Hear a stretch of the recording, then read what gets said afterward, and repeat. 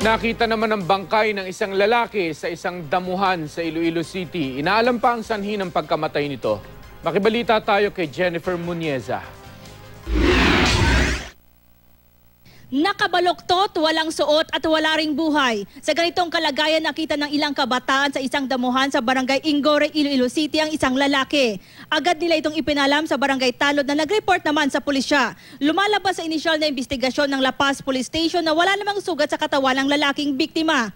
Bago nakitang patay na mataan pa raw mismo ng kapitan ng barangay ang naturang lalaki. Nangihingi raw ito ng tulong sa ilang residente. Kulang pilmento sa amon singguli ka lagaw-lagaw. Usaga medyo na sabag. Inang at kulang pa ayaw na. Manukap na may diferensya sa pamensaro. Umay lang ko balo ko no. Tinatayang nasa 50 anyos ang biktima. Mahaba at kulot ang buhok nito. Sinisikap pa ng mga otoridad na makilala ang lalaki. Inaalam din kung ano ang sanhi ng pagkamatay nito. Jennifer Munieza, Nagbabalita, Pilipinas.